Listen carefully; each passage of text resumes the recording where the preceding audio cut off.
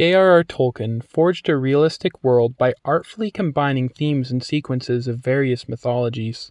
Today, we are going to talk about the Volsung Saga, a particular work that left a very clear mark on Middle-earth. I am not implying that Tolkien's works were unoriginal, that he purposely invoked the ancient themes to craft a new modern epic. Also, on a side note, the Volsung Saga was also the main inspiration for Richard Wagner's opera, The Ring.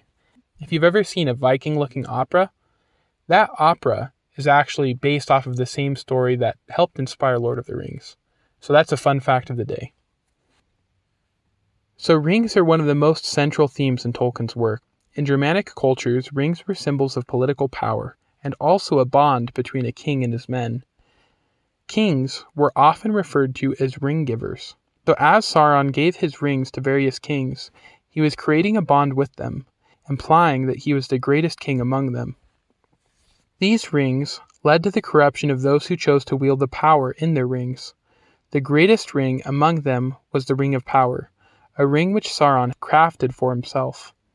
In the Volsung Saga, Loki is traveling, and while in search of a meal he finds an otter and kills it with a stone. As he continues on, he arrives to a house of a dwarf and his 3 sons. The father's name is Hreimdar, and his sons were Otter, Regin, and Fafnir. Hreimdar allowed Loki to enter, and Loki offered him a part of his meal. But the dwarves were disgusted, as their son Otter was a shapeshifter, and he had turned to an otter, the very one which Loki had slain. In recompense, Loki was bound to fill the otter's skin with gold. Loki went to pay for the life gold, but rather than using his own gold, he had stolen gold from the shapeshifter Andvari. He had even stolen Andvari's magical golden ring, which Andvari had cursed that whosoever possessed the ring would be led to their undoing.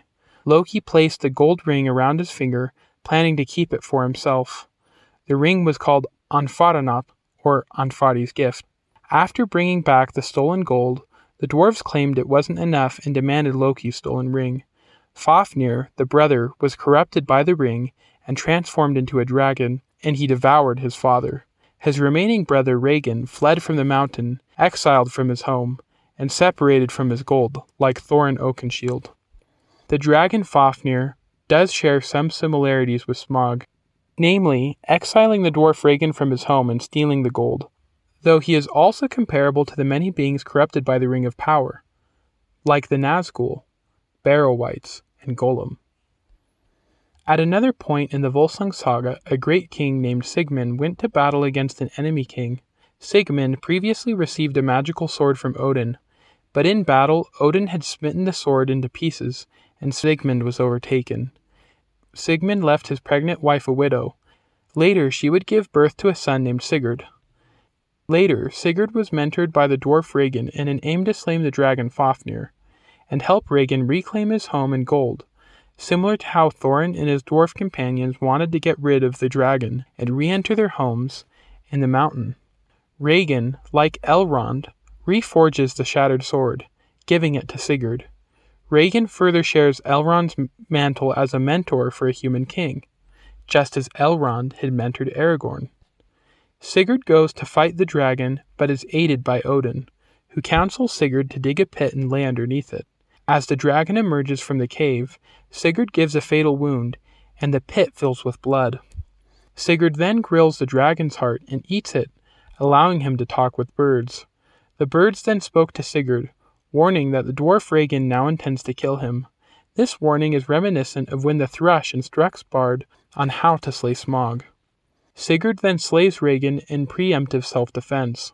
This reminds me of when Smeagol kills his friend Deagle. Sigurd then claims the ring. Though he doesn't keep it, he gave it to Brynhild, a Valkyrie, cursed to live as a mortal after preserving the life of a man fated with death. Brynhild had lit a wall of fire around her, saying she would marry whoever crossed it. Sigurd, already married, did not wish to cross it, but using magic he traded countenances with Gunnar, and jumped over the fire. Brynhild, then thinking that Gunnar had crossed the fire, said she would marry him. That night, Sigurd placed his sword between the two of them, leaving her virginity for Gunnar. Sigurd then allowed Gunnar to take her the next day. Later, Sigurd's wife was bathing with Brynhild, and in an act of pride she admitted that her husband had been the one that had crossed over the fire and tricked Brunhild into marrying her husband. Brunhild, then filled with anger, lied to Gunnar saying that Sigurd had taken her virginity.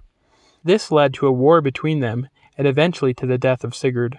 Brunhild then burned herself in a pyre of grief, and thus we see the ends of those who take Anfarna, the ring. It speedily leads to their undoing, just as the Ring of Power led to the undoing of Smeagol, Isildur, and the Ring Race.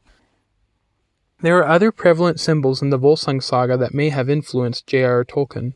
Denethor, the father of Boromir and Faramir, lights himself on fire believing he was responsible for the deaths of his 2 sons, similar to when Signy lit herself on fire after she killed her sons.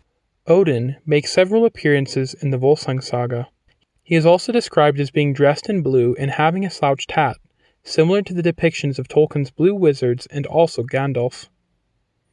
Just as Gandalf would come and give aid to the characters at various times, Odin came and gave Sigmund a sword, and also appeared to Sigurd and aided him in slaying the dragon, though Odin also had later burst Sigmund's sword in asunder, leading to Sigmund's death. Some view Odin as being sadistic, by selfishly trying to bring him to Valhalla in preparation for the Great War of Ragnarok.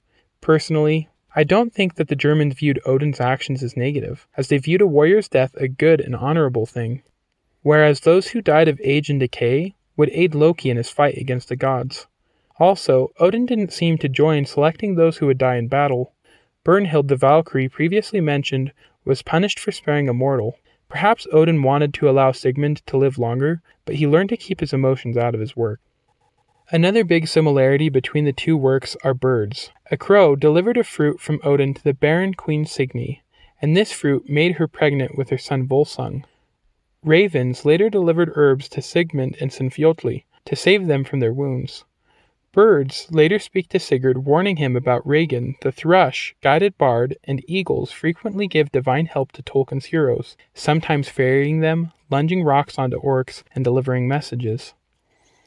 The last symbol we will discuss is the manner in which Odin delivered a sword to Sigmund. He struck it in an apple tree, and no other man could pull the sword. Volsung's hall was built around this apple tree, whose branches wrapped around the roof. This imagery is particularly interesting as Volsung was conceived after his mom ate an apple. It is clear that this tree represented the Volsung line and the kingdom, similar to the tree of Gondor. Just as the tree of Gondor was sickened and dying, the Volsung's tree was weakened by this blow. I hope you enjoyed this video. Perhaps you would also enjoy these other ones as well. But please, don't like this video, and whatever you do, do not subscribe.